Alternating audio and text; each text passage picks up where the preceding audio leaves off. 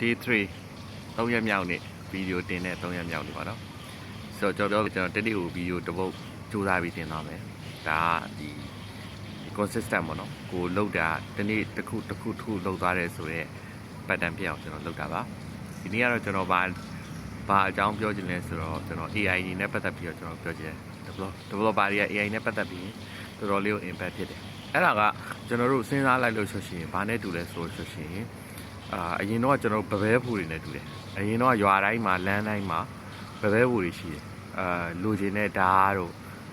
add တို့အစားသူတို့လုပ်ပေးတယ်ပေါ့နော်တူတို့ကတော့အစားဗဘဲဖူကလုပ်ရနောက်ပိုင်းကျတော့ဘယ်သူမှဗဘဲဖူမရှိတော့တဖြည်းဖြည်းလေးဗဘဲဖူတွေကပျောက်လာဘာလို့ဆိုအားလုံးကဗဘဲဖူကမလုပ်တော့မင်းနဲ့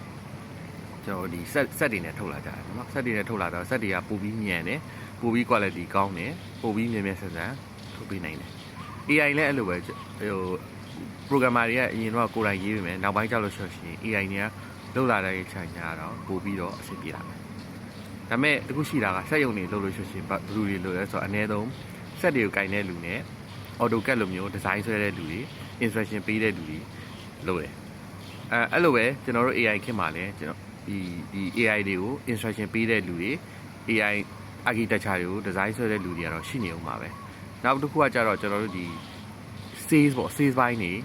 customer နဲ့ဓာတ်ရိုက်ချိတ်ဆက်ရတဲ့အပိုင်းတွေကတော့ကြမ်းပါပဲဘာလို့ဆိုတော့လူတွေနဲ့ဓာတ်ရိုက်ပြောဖို့တော့လိုတယ် AI က chatbot အနေနဲ့ပြောလို့ရတာမှန်တယ်ဒါပေမဲ့ interaction ပေါ့နော်လူချင်းချင်း interaction တွေကလည်းလူတွေရဲ့အတွက်အဲ့ဒီ job secure ဖြစ်တယ်ကျွန်တော်သတင်းတွေကြားတယ်လူ10ယောက်လောက်ရှိတာကို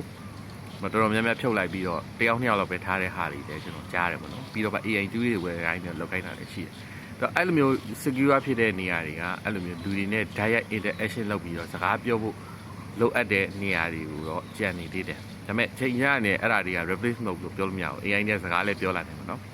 ဒါပေမဲ့ still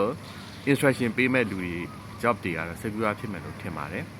ဆိုတော့ဒီနေ့ကတော့ကျွန်တော်တင်တဲ့3ရက်မြောက်နေ့ပါမနေ့ကလည်းကျွန်တော်9နိုင်ခွဲတဲ့နေ့ဒါပေမဲ့တကယ်တမ်းကျမထနိုင်ဘူးเนาะဒါပေမဲ့ကျွန်တော်တို့ဒီ consistent ဖြစ်ဖို့လိုတယ်ကျွန်တော်တို့ပုံမှန်လေးတော့ပြောဒီနေ့ဒီချိန်ကျရင်ငါဒါလေးလုပ်ရမယ်ဆိုတာ ਨੇ ပတ်သက်ပြီးတော့ကျွန်တော်အဲ့ပတ်တန်လေးပြောင်းကျွန်တော်ကိုယ့်ကိုမောင်းပြီးသွင်းတယ်ပေါ့နော်မနေ့ကကျွန်တော်တင်လိုက်တဲ့ဟာတော့မစိုးဘူးမနေ့ကတင်လိုက်ပြီးတော့ကျွန်တော်အလုံးနဲ့ပတ်သက်ပြီးတော့ကျွန်တော်လူ3ယောက်လောက်နဲ့ကျွန်တော်စကားပြောဖြစ်တော့အကျိုးရှိရဆိုကျွန်တော်ထင်ပါတယ်အဲ့တော့ဟိုအလုံးဖြစ်မဖြစ်တော့ကျွန်တော်လည်းမသိဘူးဒါပေမဲ့3ယောက်လောက်နဲ့အရင်ဒီတိုင်းထက်ဆိုင်တော့မနေ့က3ယောက်လောက်နဲ့ကျွန်တော်စကားဖြစ်တယ်ဆိုတော့အလုပ်ကိစ္စနဲ့စီးပွားရေးကိစ္စနဲ့ပတ်သက်3ယောက်လောက်နဲ့ဆိုတော့ဒါ progress လုပ်ရလို့ယူဆတယ်ကျွန်တော်ဆက်ပြီးတော့ဟောဖြစ်မယ်။နောက်ပိုင်းနေ့เนาะလာမယ့်နေ့ဒီမှာကျွန်တော် set branding အကြောင်းတွေတခြားစိတ်ဝင်စားတဲ့အကြောင်းတွေ networking အကြောင်းတွေအဲ့ဒါတွေနဲ့ပတ်သက်ပြီးတော့ကျွန်တော်ဆက်ပြီးပြောပြပေးပါမယ်။ဒီနေ့တော့ဒီလောက်ပါပဲ။အားလုံးကျေးဇူးတင်ပါတယ်။